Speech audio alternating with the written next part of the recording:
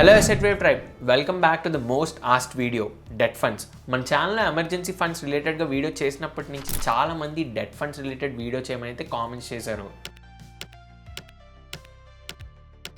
So చాలా hours of research తర్వాత ఈ వీడియోని అయితే మీ ముందుకు తీసుకొని వస్తున్నాం. ఈ వీడియోలో అసలు డెట్ ఫండ్స్ అంటే ఏంటి, ఎలా వర్క్ అవుతాయి, ఎంత రిటర్న్స్ని డెలివర్ చేస్తాయి అండ్ రిస్క్స్ ఏంటి అండ్ ఫీచర్స్ ఏంటి అనేది క్లియర్గా అర్థం చేసుకుందాం. అండ్ దాంతోపాటు మన సబ్స్క్రైబర్స్ చాలా మంచి క్వశ్చన్స్ ఈ డెట్ ఫండ్స్ రిలేటెడ్గా అయితే అడిగారు. లైక్ ఎఫ్డీస్ బెటరా, డెట్ ఫండ్స్ బెటరా అని, ఈ డెట్ ఫండ్స్ రిలేటెడ్గా ఉన్న టాక్సేషన్ ఎక్స్ప్లెయిన్ చేయమని అండ్ ఇన్స్టెంట్ రిడమ్షన్ ఉన్న డెట్ ఫండ్స్ ఏమైనా ఉన్నాయా అని, ఇలా ఫ్రీక్వెంట్గా అడిగిన క్వశ్చన్స్ అన్నిటిని లాస్ట్లో ఎఫ్ఏక్యూ సెక్షన్లో అయితే కవర్ చేసాం. చాలా ఇన్ఫర్మేటివ్గా ఉంటుంది, వీడియోని ఎండ్ వరకు చూడండి. ఎందుకంటే మార్కెట్లో లో డ్యూరేషన్ ఫండ్స్ అని, ఓవర్ నైట్ ఫండ్స్ అని, లిక్విడ్ ఫండ్స్ అని, గిల్ట్ ఫండ్స్ అని, ఇలా రకరకాల పేర్లతో 16 టైప్స్ ఆఫ్ డెట్ ఫండ్స్ అయితే అవైలబుల్గా ఉన్నాయి. ఈ ఫండ్స్ అన్నిటిని ఈజీగా బ్రేక్ డౌన్ చేసి అసలు మనం ఇన్వెస్ట్ చేయడానికి ఎలాంటి ఫండ్స్ సూట్ అవుతాయో క్లియర్గా అర్థం చేసుకుందాం. సో వీడియోలోకి వెళ్ళే ముందు వీడియోని ఇప్పుడే లైక్ చేయండి అండ్ ఛానల్కి ఇదే ఫస్ట్ టైం వచ్చినట్టయితే this is asset wave, a place where you can grow in business, career and finance. So consider subscribing. Late చేయకుండా లాగించేద్దాం. ప్రీవియస్ వీడియోలో మనం బాండ్స్ టాపిక్ని అయితే డిస్కస్ చేసుకున్నాం. ఇన్ కేస్ మిస్ అయినట్టయితే ఆ వీడియోని చూడండి, ఎందుకంటే బాండ్స్ కాన్సెప్ట్ అర్థమైతే ఈ డెట్ ఫండ్స్ కూడా ఈజీగా అర్థమవుతుంది. సో ఈ డెట్ మ్యూచువల్ ఫండ్స్లో పూల్ అయిన మనీని కూడా ఇన్వెస్ట్ చేసేది బాండ్స్లోనే. లైక్ కార్పొరేట్ బాండ్స్ అవ్వచ్చు, గవర్నమెంట్ బాండ్స్ అవ్వచ్చు, టీ బిల్స్, ఇలా various bonds and money market ఇన్స్ట్రుమెంట్స్లో అయితే ఈ డెట్ ఫండ్స్ ఇన్వెస్ట్ చేస్తాయి. సో బేసిక్గా మీరు ఒక డెట్ ఫండ్లో ఇన్వెస్ట్ చేస్తున్నారంటే ఆ మనీని అప్పిస్తున్నట్లే. దాని మీద వచ్చే ఇంట్రెస్ట్ ఏదైతే ఉందో అదే ఫండ్ హౌసెస్ రిటర్న్స్ కింద అయితే డెలివర్ చేస్తూ ఉంటాయి. సో ఎలా అయితే ఒక ఈక్విటీ మ్యూచువల్ ఫండ్కి ఒక ఫండ్ మేనేజర్ డిఫరెంట్ స్టాక్స్ ని పిక్ చేసి ఒక ఫండ్ కింద క్రియేట్ చేస్తారో, అలాగే డెట్ మ్యూచువల్ ఫండ్స్ కూడా ఒక ఫండ్ మేనేజర్ అయితే ఉంటారు. ఇన్వెస్టర్స్ ద్వారా పూల్ అయిన మనీని డిఫరెంట్ లెండింగ్ ఇన్స్ట్రుమెంట్స్ లోకి అయితే పార్క్ చేస్తూ ఉంటారు. ఈ డెట్ ఫండ్స్ అనేవి స్టాక్ మార్కెట్స్ తో లింక్ అయి ఉండవు. సో వాలటాలిటీ అనేది చాలా తక్కువ ఉంటుంది అండ్ అలాగే రిటర్న్స్ కూడా స్టేబుల్ గా ఉంటాయి. అందుకే safe and study returns expect చేసే వాళ్ళకి debt funds can be a good choice.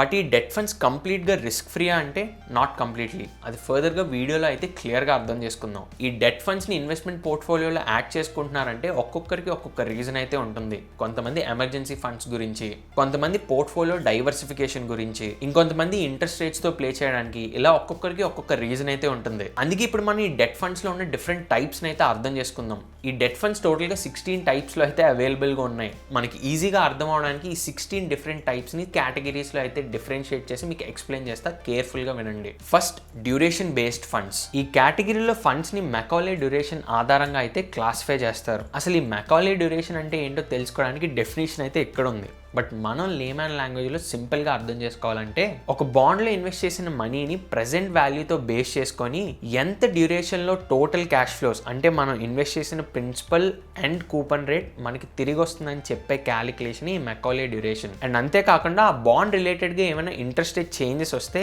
Fund యొక్క ఎన్ఏవి ఎలా మూవ్ అవ్వాలనేది కూడా డిసైడ్ చేసేది ఈ మెకాలే డ్యూరేషనే. సో షార్టర్ డ్యూరేషన్ ఫండ్స్లో ఏమైనా ఇంట్రెస్ట్ రేట్ చేంజెస్ వచ్చాయనుకోండి, ఎన్ఏవి మీద ఇంపాక్ట్ కూడా తక్కువ ఉంటుంది. అండ్ అదే లాంగర్ డ్యూరేషన్ ఉన్న బాండ్స్లో ఏమైనా ఇంట్రెస్ట్ రేట్ ఫ్లక్చువేషన్ వస్తే అప్పుడు ఎన్ఏవి మీద ఇంపాక్ట్ కూడా కొంచెం ఎక్కువ ఉంటుంది. సో ఎప్పుడైనా మనం ఈ డెట్ ఫండ్స్లో ఇన్వెస్ట్ చేయాలనుకుంటే మనం ఎంత డ్యూరేషన్ ఉంచుతున్నాం అనేది కూడా కన్సిడర్ చేశాకే ఇన్వెస్ట్ చేయాల్సి ఉంటుంది. సో ఈ డ్యూరేషన్ బేస్డ్ ఫండ్స్ అయితే 9 టైప్స్ ఉంటాయి. 1 by 1 డీటెయిల్గా డిస్కస్ చేసుకుందాం. First one, over night funds. Over night ఫండ్స్లో ఉండే అన్ని డెట్ ఇన్స్ట్రుమెంట్స్ కూడా 1 day మెచ్యూరిటీతో అయితే ఉంటాయి. So portfolio average maturity time 1 day మాత్రమే. ఈ funds very short term period కోసం క్యాష్ని పార్క్ చేయడానికి అయితే యూజ్ అవుతాయి. ఈ ఫండ్స్ ఎక్స్ట్రీమ్లీ స్టేబుల్గా ఉండడం వల్ల రిస్క్ అనేది చాలా తక్కువ ఉంటుంది.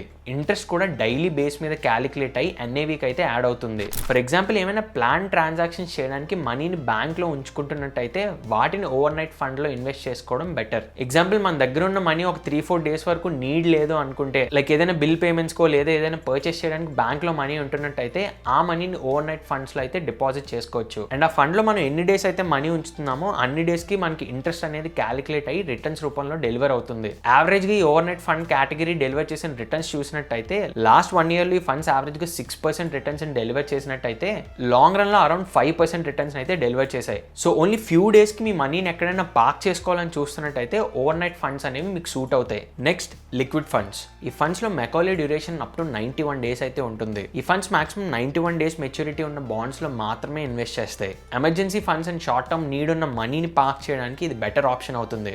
ఈ ఫండ్స్లో కూడా ఎన్ఏవి డైలీ చేంజ్ అవుతుంది, బట్ అది చాలా మినిమల్. దీనికి బెస్ట్ యూస్ కేస్ చెప్పాలంటే మన ఎమర్జెన్సీ ఫండ్స్ని లిక్విడ్ ఫండ్స్లో పార్క్ చేసుకోవడం. ఎందుకంటే ఈ లిక్విడ్ ఫండ్స్లో విత్డ్రావల్ చాలా ఈజీ అండ్ కొన్ని ఏఎంసీస్ అయితే ఇన్స్టెంట్ విత్డ్రావల్ ఫెసిలిటీని కూడా ప్రొవైడ్ చేస్తున్నాయి. అండ్ ఈ లిక్విడ్ ఫండ్స్ యావరేజ్గా డెలివర్ చేసిన రిటర్న్స్ చూసినట్టయితే విత్ ఇన్ 1 year స్పాన్లో అరౌండ్ 7% రిటర్న్స్ డెలివర్ చేసినట్టయితే లాంగ్ రన్లో చూసినట్టయితే 5 to 7% రిటర్న్స్ అయితే డెలివర్ చేశాయి. Next ultra short duration fund. ఈ ఫండ్స్లో average maturity 3 months to 6 months అయితే ఉంటుంది. ఈ ఫండ్స్లో రిటర్న్స్ లిక్విడ్ ఫండ్స్తో కంపేర్ చేస్తే కొంచెం బెటర్ ఉంటాయి అండ్ రిస్క్ కూడా వెరీ లో.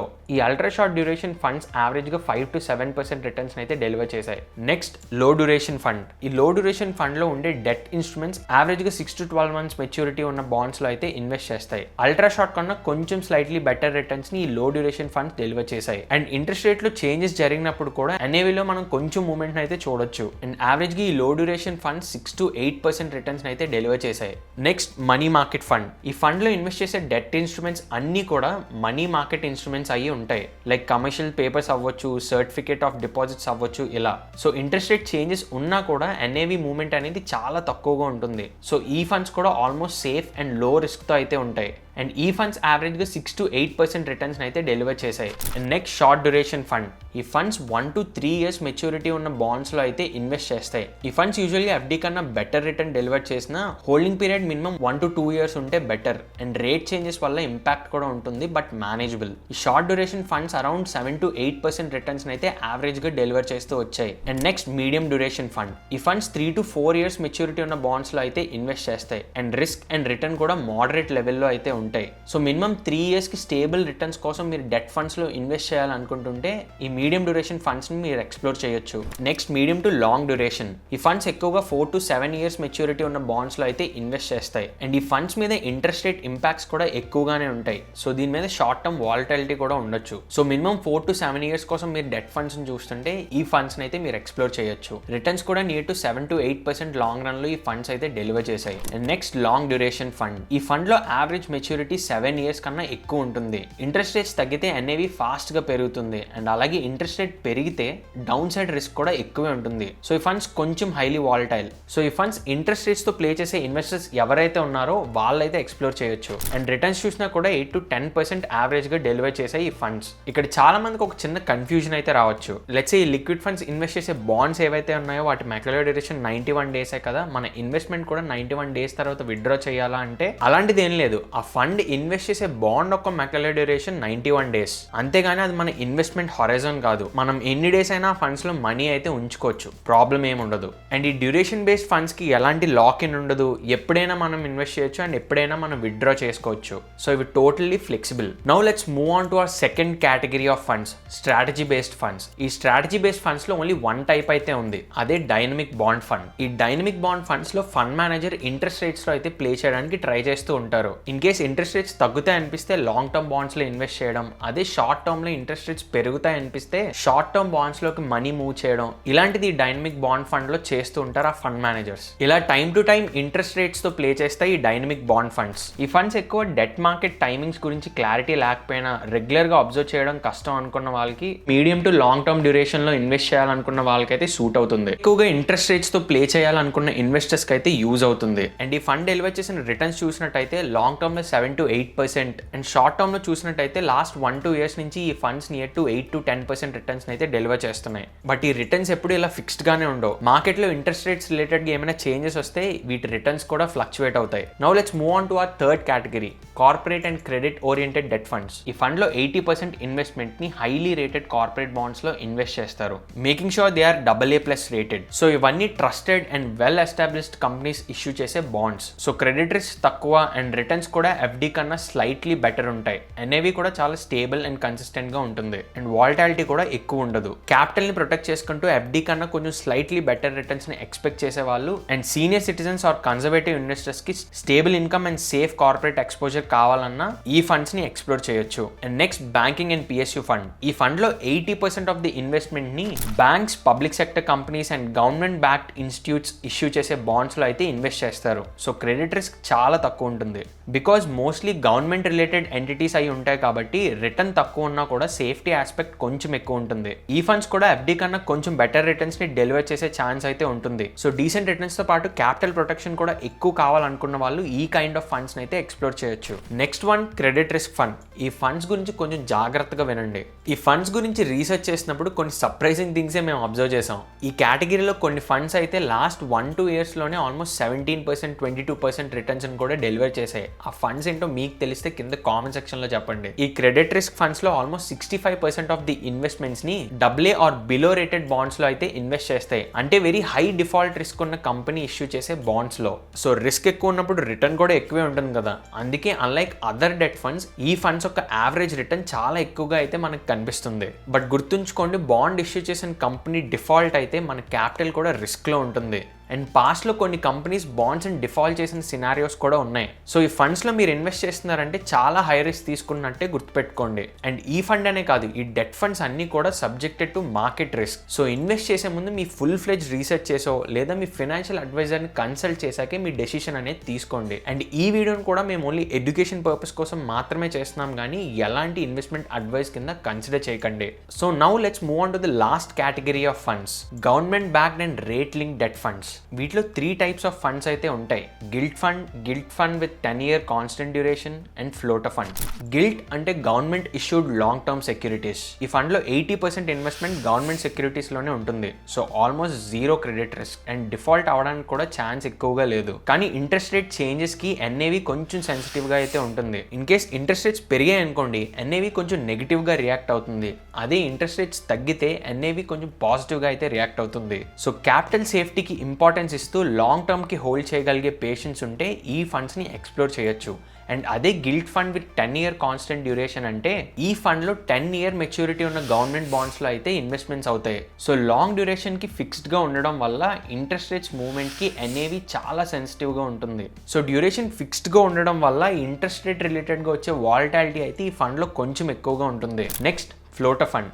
ఈ ఫండ్లో 65% ఆఫ్ ది ఇన్వెస్ట్మెంట్స్ని ఫ్లోటింగ్ ఇంట్రెస్ట్ ఉన్న బాండ్స్లో అయితే ఇన్వెస్ట్ చేస్తారు. ఇప్పటి వరకు డిస్కస్ చేసుకున్న అదర్ డెట్ ఫండ్స్ ఏవైతే ఉన్నాయో అవన్నీ కూడా ఫిక్స్డ్ ఇంట్రెస్ట్ ఉన్న ఇన్స్ట్రుమెంట్స్లో అయితే ఇన్వెస్ట్ చేస్తాయి. బట్ ఈ ఫ్లోటర్ ఫండ్ మాత్రం ఫ్లోటింగ్ ఇంట్రెస్ట్ ఉన్న బాండ్స్లో అయితే ఇన్వెస్ట్ చేస్తాయి. So time to time market conditions బట్టి ఈ బాండ్స్ యొక్క ఇంట్రెస్ట్ అనేది కూడా అడ్జస్ట్ అవుతూ ఉంటుంది. సో ఇవి సెబీ కేటగరైజ్ చేసిన 16 డెట్ ఫండ్స్ అయితే. హోప్ ఇక్కడి వరకు వీడియో డీటెయిల్గా అర్థమైంది అనుకుంటున్నా. ఇన్ కేస్ ఏమైనా డౌట్స్ ఉంటే కింద కామెంట్ సెక్షన్లో కామెంట్ చేయండి, ఆన్సర్ చేయడానికి అయితే తప్పకుండా ట్రై చేస్తాం. అండ్ ఈ డెట్ ఫండ్స్ రిటర్న్ ని ఇంపాక్ట్ చేసే పాయింట్స్ ని కూడా మనం అర్థం చేసుకోవాలి. First one, RBI repo rates. As said, interest rates movements వల్ల బాండ్ ప్రైసెస్ మీద ఇంపాక్ట్ అయితే ఉంటుంది. సో రిటర్న్స్ మీద కూడా ఇంపాక్ట్ అయితే పడుతుంది. And next, credit risk. Company bond repay చేయకుండా డిఫాల్ట్ చేసినట్టయితే మన క్యాపిటల్ లాస్ కూడా అయ్యే ఛాన్స్ ఉంది. And next, liquidity risk. Crisis టైంలో కొన్ని కార్పొరేట్ బాండ్స్ ని సెల్ చేయడం అయితే కష్టం అవుతుంది. ఇన్ కేస్ కార్పొరేట్ ఫండ్స్ లో ఇన్వెస్ట్ చేద్దామని ఆలోచిస్తున్నట్టయితే హై లిక్విడిటీ ఉన్న ఫండ్స్ అయితే సెలెక్ట్ చేసుకోవడానికి ట్రై చేయండి. అండ్ దెన్ ఇన్ఫ్లేషన్ ఎక్కువ ఉన్నప్పుడు రియల్ రిటర్న్స్ అనేవి తగ్గిపోతాయి. అండ్ అలాగే ఎక్స్పెన్స్ రేషియో. అన్ని ఫండ్స్ లాగే డెట్ ఫండ్స్ మీద కూడా ఎక్స్పెన్స్ రేషియో అనేది ఉంటుంది. అది తక్కువైనా కూడా మనకు వచ్చే రిటర్న్స్ లో అది కూడా అడ్జస్ట్ అయ్యే ఉంటుంది, గుర్తుపెట్టుకోండి. అండ్ నౌ అసలు ఈ డెట్ ఫండ్స్ మీద టాక్సేషన్ ఎలా ఉంటుందో అర్థం చేసుకుందాం. April 1, 2023 తర్వాత నుంచి ఎవరైతే డెట్ ఫండ్స్ లో ఇన్వెస్ట్ చేస్తున్నారో ఆ డెట్ ఫండ్స్ నుంచి వచ్చే ఇన్కమ్ అంతా కూడా అదర్ ఇన్కమ్స్ లోకి అయితే యాడ్ అవుతుంది. సో మీ ఇన్కమ్ స్లాబ్ బట్టి ఈ డెట్ ఫండ్స్ మీద వచ్చే రిటర్న్స్ కూడా వాటికి యాడ్ అయ్యి ట్యాక్స్ అయితే పే చేయాల్సి ఉంటుంది. సో ఫైనల్ గా ఈ డెట్ ఫండ్స్ అసలు ఎవరికి సూట్ అవుతాయంటే స్టేబుల్ గా రిటర్న్స్ ఎక్స్పెక్ట్ చేసే వాళ్ళకి, షార్ట్ టర్మ్ ఫైనాన్షియల్ గోల్స్ ఉన్న వాళ్ళకి, అండ్ ఎవరైతే లిక్విడిటీ ప్రియారిటీగా పెట్టుకొని ఎఫ్డీకి ఆల్టర్నేట్ ఆప్షన్స్ వెతికే వాళ్ళు ఉంటారో వాళ్ళకి, అండ్ ఎవరైతే కన్జర్వేటివ్ వేలో ఇన్వెస్ట్ చేస్తుంటారో అండ్ దాంతోపాటు రిటర్న్స్ కన్నా వాళ్ళ క్యాపిటల్ని ఎక్కువగా ప్రొటెక్ట్ చేసుకోవాలనుకుంటారో వాళ్ళు ఈ డెట్ ఫండ్స్ అయితే ఎక్స్ప్లోర్ చేయొచ్చు. బట్ యాజ్ టోల్డ్, ఈ డెట్ ఫండ్స్ కూడా subjected to market risk. And ఈ డెట్ ఫండ్స్ ఎవరికి సూట్ అవ్వంటే ఈక్విటీ ఫండ్స్ లాగా రిటర్న్స్ ఎక్స్పెక్ట్ చేసే వాళ్ళకి, అండ్ ఈ ఇంట్రెస్ట్ రేట్ ఫ్లక్చుయేషన్స్ ని ఎవరైతే బేర్ చేయలేరో అలాంటి వాళ్ళు ఈ డెట్ ఫండ్స్ కి దూరంగా ఉండడం better. And coming to most important part of the video, FAQs. చాలా మంది ఎక్కువగా అడిగిన క్వశ్చన్, డెట్ ఫండ్స్ బెటరా లేదా FDs బెటరా అని.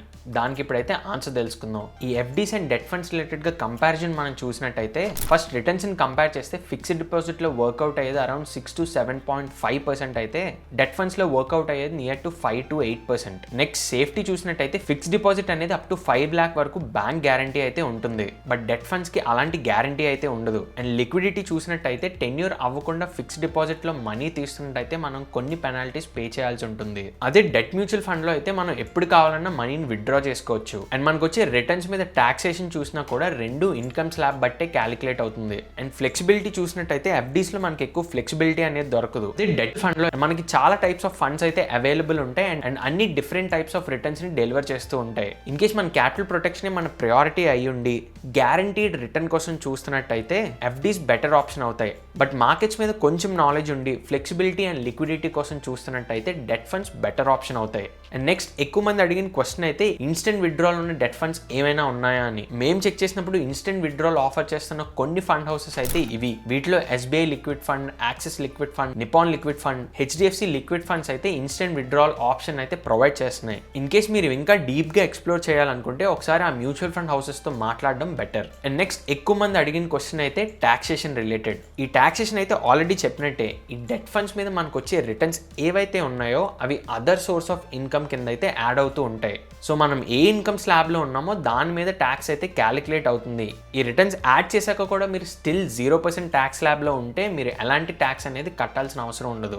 సో ఇవి ఫ్రీక్వెంట్ గా మన సబ్స్క్రైబర్స్ అడిగిన క్వశ్చన్స్ అయితే. హోప్ ఈ వీడియో మీకు ఎంతో కొంత వాల్యూని అయితే యాడ్ చేసింది అనుకుంటున్నాం. ఇన్ కేస్ మీకు ఈ వీడియో వాల్యుబుల్ అనిపిస్తే కింద కామెంట్ సెక్షన్ లో వాల్యుబుల్ అని ఒక వర్డ్ అయితే టైప్ చేయండి. అండ్ ఇంత ఎక్కువ డేటాని రీసెర్చ్ చేసి కన్జ్యూమ్ చేసి సింపుల్ గా మీకు అర్థమయ్యేటట్టు స్ట్రక్చర్ చేయాలంటే మేము చాలా టైమే పెడతాం. ఆ ఎఫర్ట్ మీకు నచ్చినట్టయితే వీడియోని ఇప్పుడే లైక్ చేసి మీ ఫ్రెండ్స్ అండ్ ఫ్యామిలీకి ఈ వీడియోని షేర్ చేయండి. అండ్ మీకు ఇంకా ఈ డెట్ ఫండ్స్ రిలేటెడ్ గా ఎలాంటి క్వశ్చన్స్ ఉన్నా కింద కామెంట్ సెక్షన్ లో కామెంట్ చేయండి, ఆన్సర్ చేయడానికి అయితే ట్రై చేస్తాం. అండ్ ఇప్పటివరకు ఇంకా మన ఛానల్ సబ్స్క్రైబ్ చేసుకున్నట్టయితే సబ్స్క్రైబ్ చేసుకోవడం మర్చిపోకండి. చాలా మంది వీడియోస్ని చూస్తున్నారా కానీ సబ్స్క్రైబ్ చేసుకోవట్లేదు. So do subscribe. మళ్ళీ ఇంకొక ఇన్ఫర్మేటివ్ వీడియోతో కలుద్దాం. Till then bye bye.